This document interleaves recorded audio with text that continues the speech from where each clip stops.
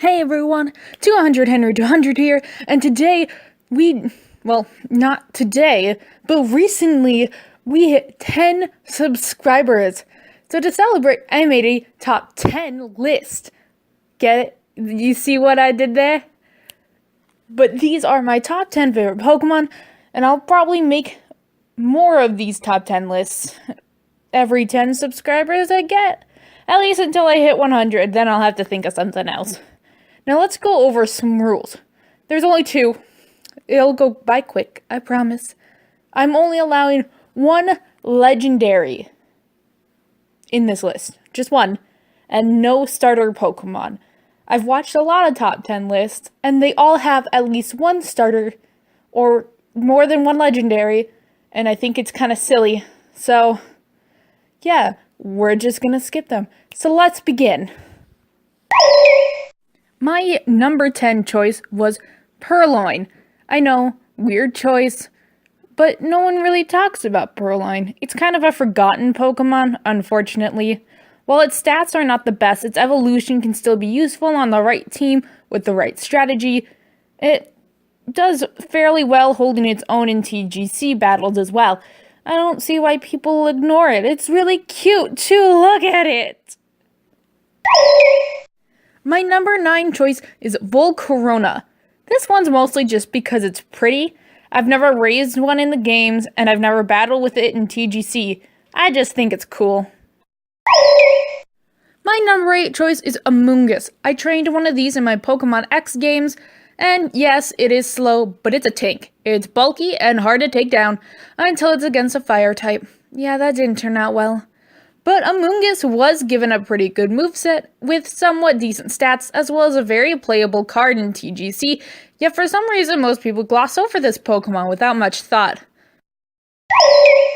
My number 7 choice is Mewtwo from the Alola region. I couldn't help it, I had to put him on the list. Just look at him, he's so adorable. He's kind of useless in game, I'll admit he's not good at battling, but I'm still trained it, and in the TGC, he does a really good job. He has a really cool ability, and it almost beat me in the... My number 6 choice is Litwick. Its Pokedex from Pokemon White states, while shining a light and pretending to be a guide, it leeches off the life force of any who follow it. So basically acts as a guide for people and slowly sucks out their souls. Is that not cool or what? Also, its fire ghost typing is unique and pretty awesome. My number 5 choice is Cubone. This may or may not be on the list thanks to its Pokedex. Only about half of the reason, honestly. And we all know its Pokedex by now. How his mother died and he wears her skull and then it cries in the middle of the night in the full moon.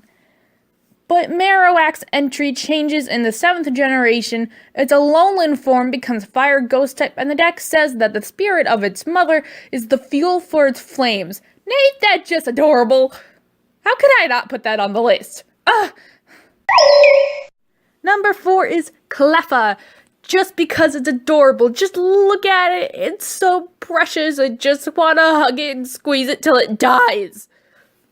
Okay, maybe not that hard, but you get the idea. My number 3 choice is Darkrai, my one and only legendary on this list.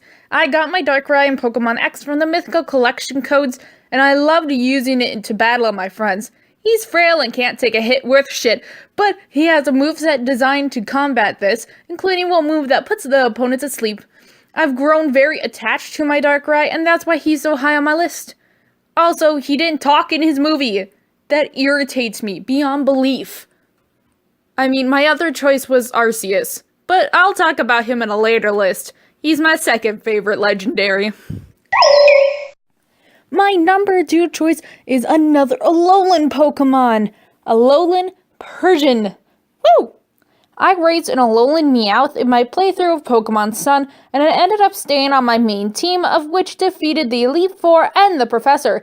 No, it wasn't the best member of my Alolan team, but I have grown way more attached to it than the rest. I just love her so much, she loves me back. That's what matters when it comes to raising Pokemon. And my number one choice is Absol! Woo! Why aren't you guys cheering along? Was this a plot twist? Did no one expect this? I mean, if you know me personally, you probably expected this. But I love Absol so much. There's not really a reason. He has a really simple design, and he's not very strong. They gave him a Mega Evolution, which is a frail little bitch. Like, you couldn't have improved his defense?